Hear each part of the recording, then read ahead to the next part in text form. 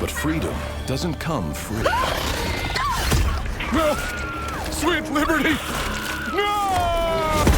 Fight for democracy. Take back control of freedom and serve some piping hot Libra tea. Helldivers 2 just launched a couple days ago, and since I'm a huge fan of Starship Troopers, I thought, what the hell? Developed by Arrowhead Gaming and produced by Sony Interactive Entertainment, here's my first impressions on the game. I was really impressed that right off the bat, the game comes out with just a really good sense of humor. It does a great job of not taking itself too seriously, and it got a couple chuckles out of me, to be honest. It just has this like very deep American announcer in the tutorial that's telling you to do all these hyper masculine things and fight for democracy. It's very much reminded me of Starship Troopers and all the like promo ads that play in that movie. I just thought it was really well done, and it's pretty funny. One of the things I really enjoy in this game is the strategy input and just the interacting input, because it's very reminiscent of like entering a cheat code in old school Grand Theft Auto. Down, down, left, B, up, up, right, left, down, up, and you drop your support weapon like your machine gun or your rocket launcher, things like that. So that's just really nostalgic, and it tickled an itch in my brain that I really did enjoy. Helldiver customization. You know it's not complete if you can't customize your character. And this game does have some really, really sexy looking customization options. They are locked by a pretty steep like level requirement. They just look really good, and I'm really excited to unlock them. The weapons in this game look good, they feel good, and it does a really good job of making you feel like humanity has made scientific advancements but left you as just a normal human in some armor. So that's something I really enjoyed about the game, is the weapons, they all feel really powerful, like you could take out a heavily armored arachnid bug from some other space planet. I really like what they did with the map table in this. So when you click on the map table, it kind of shows you what planets are under invasion and where you can partake in missions. And these different planets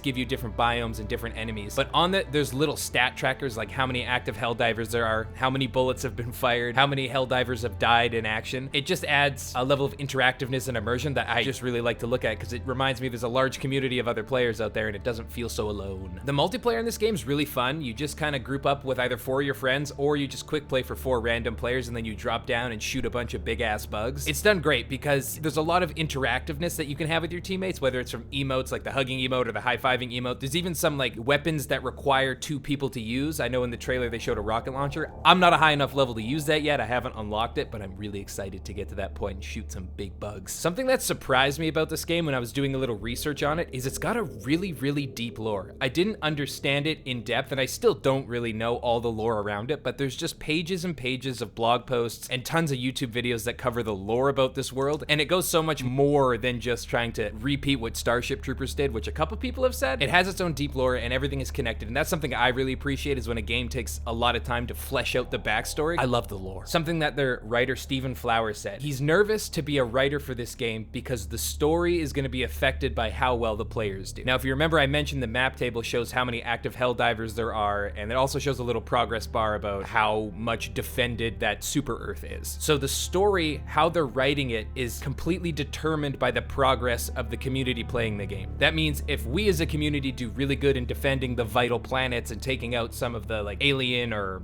robot homeworlds, then that's going to affect the story moving forward and how they write it. And one of the only times I can remember a game really takes into consideration how much and how well its players play the game, so it affects the story.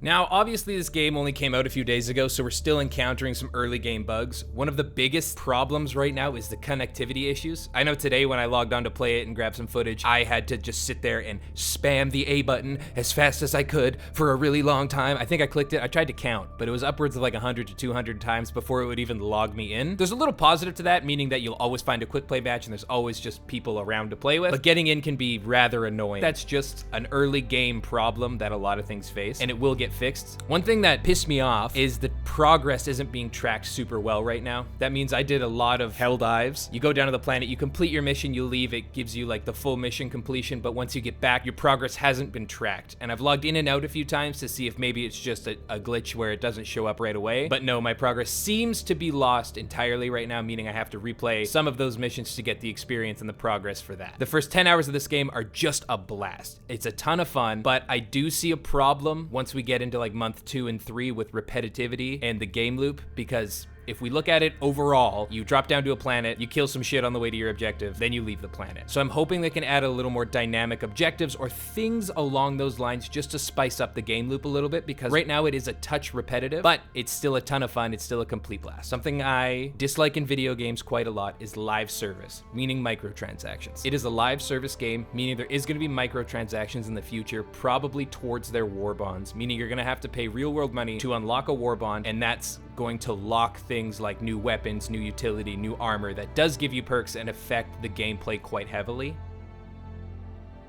Now, obviously, there's not too much known about the future of this game so far. It just came out a couple of days ago, so let's let them settle in before we start judging the roadmap for the game. They have said that future updates will be free content updates, and that excites me a lot because, as I said before, the story and how it's written moving forward is based on how we play the game and how we perform. We're going to continuously and actively see the change we make in the game, whether that's good or bad. We'll see that moving forward, and we won't have to pay any money to see the story we've helped create. Live service makes me a little nervous moving forward because it feels like maybe they're going to add a war bond or something like that with perks and armors and weapons that are going to be locked behind a microtransaction. So maybe in a future update, it's more beneficial in certain missions to have a really beefy tank, but to get the best tanking armor, it's going to be locked behind a war bond that you're going to have to pay real money to get and then progress in that war bond to unlock that armor. They have been pretty active with patching certain things in the game so far. I think they've made a couple updates towards player amount allowed on at a certain time, almost giving GTA vibes, like how when that first came out, nobody could get on the online servers. But Arrowhead is doing a great job of trying to keep up with the maintenance so far. They've shown great steps, and I'm really excited to see where they can bring this game in the future.